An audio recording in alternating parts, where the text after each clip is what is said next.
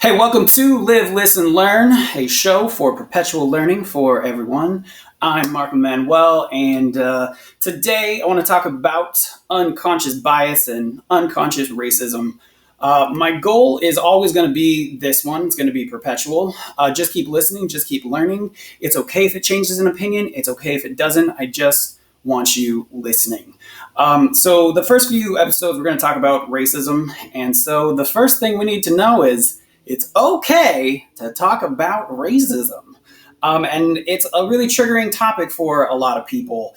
And so the other thing I also want you to remember is this, is that we're all like literally learning how to do this. Like I am learning how to do this right now. And I hopefully want to just share that with people so that it can be something that people can talk about, because we need to be able to talk about it to be able to talk about problems and solutions and real things, but we can't get past it because everybody's so uncomfortable.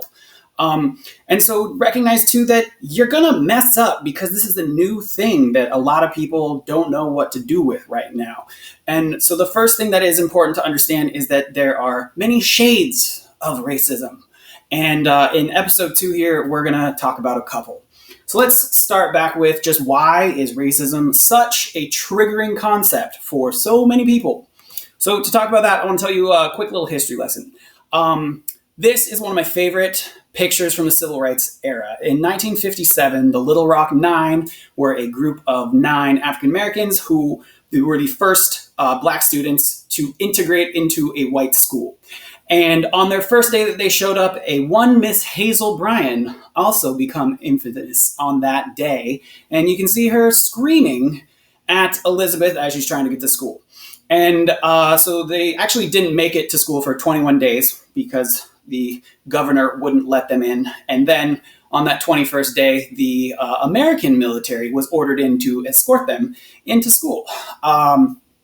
So this picture, though, is really a strong image, and it is kind of what we think of when we think of racism. And most of us, when we were younger, and I know myself included, we only ever learned about explicit racism. And so when we think like racism and explicit racism, this is kind of the image that comes to mind. So fun fact, Hazel grew up 6 years later. She calls Elizabeth on the phone and said sorry. And then quite a few decades later, they actually like met up. And sort of became friends, and then eventually they had kind of a falling out again. But Hazel Bryan, she's still alive today. The other problem when we talk about racism, though, is that because we only learned explicit racism, the whole colorblindness education kind of wiped out any further or deeper questioning or understanding about race conflict, because we learned about the Civil Rights era that ends in the 60s, and then we are taught don't ever recognize race again. And so it's a very uncomfortable thing that most adults like are uncomfortable with. So first, let's go a little bit deeper into explicit racism. So quick little definition: prejudice, bigotry, discrimination based on and or in support of beliefs and actions of racial superiority. Now, there are still some races today. Oh, I forgot this little piece here, is that my own personal attachment to this definition is that I think explicit racism needs to be intentional, harmful, and usually perpetuates oppression. Because there's a difference when somebody does something that is not intentional. And yes, it might come out explicitly racist, but if it was not intentional, there's a slight difference in that moment too.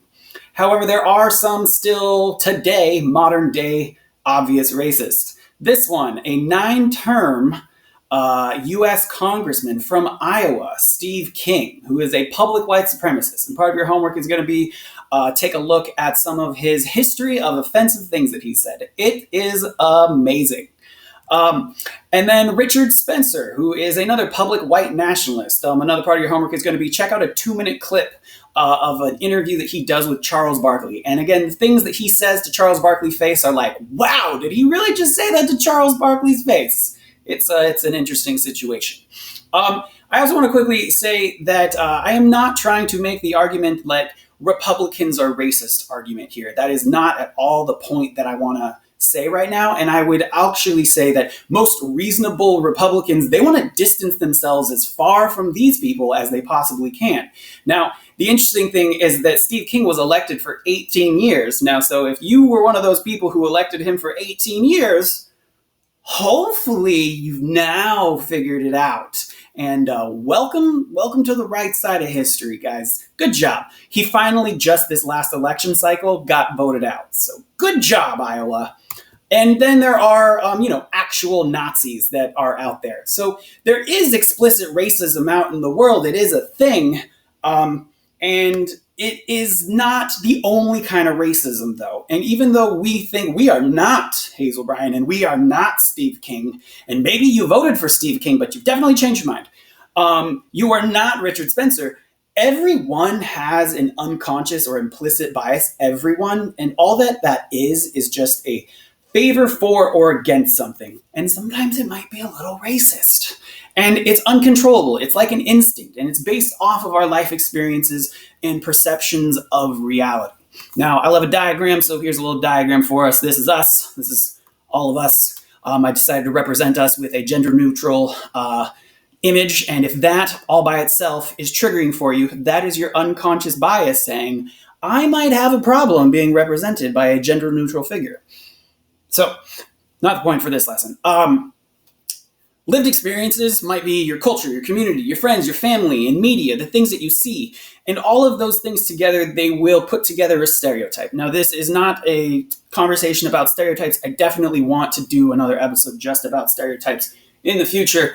And there's lots of good things out there already. Anyway, we generally know what it is. It's an oversimplified generalization, widely held belief. And we are human, and it's just this natural thing that we do. We love to categorize things and generalize and put things in boxes. It's a thing that we do. And all of those things, they might lead to your unconscious bias. And your unconscious bias, it might be a little racist sometimes. And that's just because it's a natural, uncontrollable thing that you think. You have an unconscious prejudice against something that you didn't consciously make a choice to do. It happens. All you got to do is check and challenge it. Now, in the case of Richard Spencer and Steve King, they arrived at an unconscious bias, and then they decided, no, I'm gonna run with that idea. And they did not check themselves, and they just said, no, let's stick with the racist idea. And so, when you want to check yourself, ask yourself, are you making an assumption? What really deserves your attention? And just be aware that might be happening, and it's okay. So your homework. Give yourself permission to have, but also recognize your unconscious bias, and just know that there's nuance to the word racism. So our next episode, we'll talk a little bit more about that too. So ask somebody if they realize that they have an unconscious bias. Ask somebody if they think racism is a problem today. Ask them if they personally know anyone they believe to be a racist. Maybe they do, maybe they don't.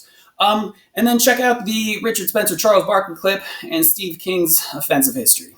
Thanks for listening. Thanks for learning. Please like, share, and subscribe.